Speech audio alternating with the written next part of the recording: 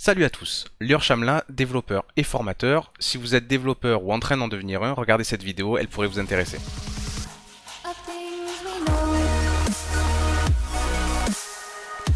Aujourd'hui, je vous montre deux façons de générer du HTML à partir de JavaScript. La première façon, c'est la façon classique, on va dire, c'est d'utiliser des chaînes de caractères pour générer du code HTML. La deuxième façon, c'est celle que je vous conseillerais d'utiliser la plupart du temps, même si ça ne se prête pas à tous les contextes, et elle consiste à utiliser la librairie de templating moustache.js. Voilà, donc je vous présente une application assez simple qui permet simplement d'avoir un petit formulaire ici, de donner le prénom et le nom de famille de quelqu'un, puis ensuite d'ajouter pour ajouter un utilisateur. Je vous montre tout de suite. Hop, et on voit ici que la liste ici, il y a un nouvel utilisateur qui se rajoute. Si je fais... Hop, pareil, et le formulaire se remet à 0. Côté HTML, on voit le formulaire ici, qui a l'identifiant add, de façon à ce que je puisse travailler avec du côté JavaScript. Simplement un input pour le prénom, un input pour le nom de famille et un bouton d'ajout. Ici, vous voyez ce fameux UL, qui va nous permettre de contenir chaque nouvel utilisateur qu'on va rajouter dans l'UL. Lui aussi a un identifiant users, de façon à travailler dessus en JavaScript. Ici, je vous présente le script qui m'a permis de faire ça. Ne faites pas attention au tableau qui est juste là. On va même le fermer pour pas qu'il vous déconcentre. C'est la fonction addUser qui sera appelée à chaque fois qu'on cliquera sur le bouton ajouter. Enfin, à chaque fois qu'on va soumettre ce formulaire ici. Donc dès que je vais vouloir soumettre quelque chose ici, Dupont Jeanne, si je soumets mon formulaire, hop, ce qui va se passer, c'est qu'on va aller récupérer le champ nom, on va récupérer le champ prénom. On va tout simplement construire ici une chaîne de caractères avec un li qui a une classe, voilà, tout simplement. Et à l'intérieur, on va mettre la valeur du nom, la valeur du prénom. Et c'est ce li qu'on va aller rajouter à notre liste ici, à notre UL. Ensuite, on va simplement remettre en place le formulaire grâce à un reset qui va supprimer toutes les données des champs et le fait de revenir au focus sur le prénom.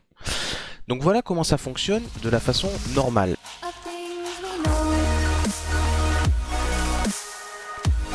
Donc là, la manière de faire fonctionne, il n'y a aucun souci. On crée des chaînes de caractères, on crée des li sous forme de chaînes de caractères qu'on injecte dans notre UL et ça apparaît sur la page. Pas de problème, ça fonctionne.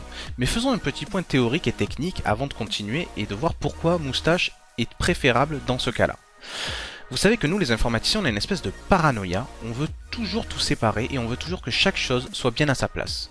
Ici, ce qui se passe, c'est que au sein de mon JavaScript, la partie traitement de mon application, je crée de l'affichage. Donc je vais avoir une balise, je vais créer des balises, je vais peut-être même leur rajouter des classes CSS, je vais peut-être même leur rajouter du style. Ce qui fait que si un jour mon client me dit il faut que l'affichage change, il va falloir que j'aille au sein du JavaScript pour changer ce qui concerne l'affichage. Or nous, ce qu'on aime bien faire, c'est que l'affichage soit contenu au niveau du HTML et du CSS et ne vienne pas interférer au niveau du JavaScript qui lui est là normalement pour faire du traitement et la gestion de données tout simplement.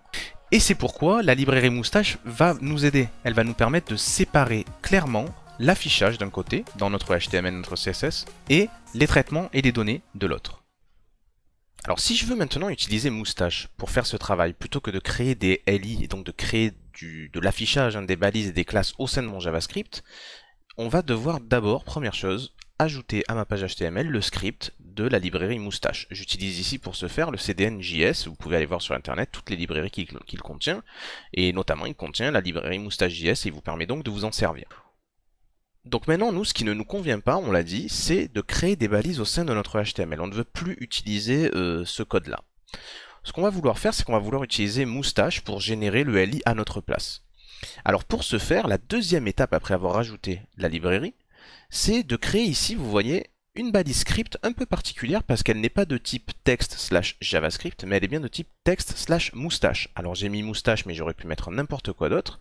Le tout, c'est que le navigateur ne la voit pas comme une balise de script JavaScript pour qu'il n'essaye pas d'aller lire ce qui se trouve à l'intérieur. Ici, ça causerait une erreur. Ce que j'ai fait, c'est que dans cette balise script, j'ai créé un gabarit, un template, dans lequel j'ai expliqué, voilà, on va avoir un li avec une classe, et dedans, vous voyez qu'il y a des marqueurs. Nom et prénom. Ces marqueurs sont avec une syntaxe de double accolade, c'est pour ça que ça s'appelle moustache, parce qu'en fait ils utilisent donc ces doubles accolades pour mettre des variables si vous préférez ou des marqueurs. Donc ici, cette balise script, je lui ai donné un identifiant pour pouvoir travailler dessus en JavaScript, et vous allez voir tout de suite pourquoi.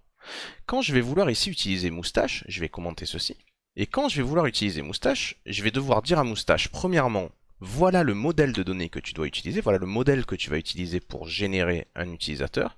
Et ensuite, je vais devoir lui dire, et voilà les données que je veux que tu places à l'intérieur.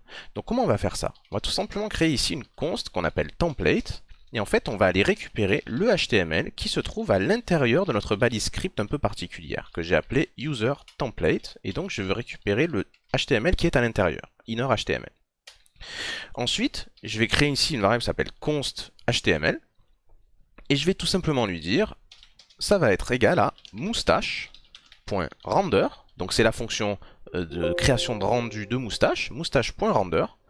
Il va me dire d'accord, quel est le modèle que je dois utiliser? Le modèle, on vient de le dire, c'est template. Et maintenant il me dit, attends, je veux bien utiliser ce modèle, mais dedans je vois qu'il y a des marqueurs avec des valeurs que je devrais rajouter, nom et prénom. Il faut donc que tu me dises quelles sont ces valeurs. C'est très simple, je vais donc ici créer un objet, hop, et je vais lui dire, le nom que tu vas utiliser, c'est tout simplement la valeur du champ nom qu'on a déjà sélectionné. Et le prénom que je veux que tu mettes, c'est tout simplement la valeur du champ prénom, prénom.value. Ok. Et ensuite, je vais tout simplement dire document.querySelector, je récupère mon UL qui s'appelle users, et je vais lui dire .innerHTML plus égal mon HTML. Et là, quand je sauvegarde, on va le tester tout de suite, Lior Shamla, ça fonctionne. Alors, quelle est la différence entre le script qu'on avait avant et le script que l'on a maintenant? Dans le script d'avant, je créais des balises directement dans mon JavaScript, alors qu'ici, plus du tout. Ici, je dis simplement à moustache, prends le template, peu importe ce qu'il y a dedans, je te donne simplement des valeurs à mettre là où tu trouves ces marqueurs. Et alors c'est super parce que ça nous permet ici de concentrer tout notre affichage du côté de notre fichier HTML, si jamais on était dans des fichiers différents, et nos traitements sont du côté JavaScript. Alors évidemment, on peut rendre ça un peu plus joli. On n'est pas obligé de donner ici des valeurs comme ça, de cette façon-là. On pourrait très bien ici créer un petit objet qu'on va appeler hop, const user, et qui serait un objet avec nom, deux points, ça serait le nom.value, prénom, deux points, prénom.value, la valeur du prénom. Ok, on aurait donc ici cet objet-là, et en fait, ce qu'on pourrait faire ici, au lieu de passer un objet avec nom, etc., directement ici, on passerait tout simplement le user. Et si je sauvegarde ça et que je reteste, Lior Shamla, ça fonctionne tout aussi bien. Alors l'objectif principal a été atteint. On a séparé les données, les traitements dans notre JavaScript et la façon d'afficher les choses dans notre HTML avec notre style, avec nos CSS et tout ce qu'on veut. Donc ça c'est déjà une première chose, mais Moustache peut aller encore plus loin. On peut faire certaines boucles, on peut faire un peu du semblant de if et de else. Il n'y a pas beaucoup de logique, Moustache justement il se définit par le fait qu'il n'a pas de logique, mais on peut néanmoins faire un tout petit peu de traitement avec, et vous allez voir comment faire ça tout de suite de façon encore plus simple. Alors voilà, imaginons ce petit exemple. J'ai rajouté ici un bouton afficher liste, et j'ai envie que quand je clique dessus, en fait, on affiche une liste d'utilisateurs qui est disponible dans un tableau JavaScript. Ce tableau, vous le voyez ici, il s'appelle users. Il a 3 personnes dedans qui ont chacun un nom, un prénom, etc. Quand je clique sur le bouton afficher liste, la fonction qui est appelée, c'est cette fonction listUsers ici, et qui va tout simplement faire l'affichage de moustache classique. Ça commence par la récupération du template, donc on récupère le modèle que Moustache doit utiliser pour injecter les données. Ensuite, on génère le rendu HTML grâce à Moustache en lui disant voilà le modèle que je veux que tu utilises et voilà les données que tu vas vouloir utiliser. Vous voyez que je lui passe une variable qui s'appelle list et qui contient en fait mon tableau users, celui-ci. Et enfin, je rajoute dans mon UL le HTML qui a été généré. Donc si je le reteste devant vous, hop, ça marche. Alors qu'est-ce que j'ai mis dans mon template pour que Moustache sache que il y a un tableau qu'il va falloir boucler dessus et qu'il va falloir afficher certaines données. Je vous le montre tout de suite. J'ai créé ici une balise script comme tout à l'heure avec texte /moustache et non pas texte /javascript. Il a un identifiant list template, cet élément, de façon à ce que je puisse le choper ensuite en JavaScript. Et vous voyez ici, j'ai un marqueur un peu particulier qu'on appelle une section. Donc c'est accolade dièse. Je lui dis s'il y a une valeur qui s'appelle list. Pour chaque élément à l'intérieur de cette valeur liste, tu vas choper le nom et le prénom et tu vas les afficher.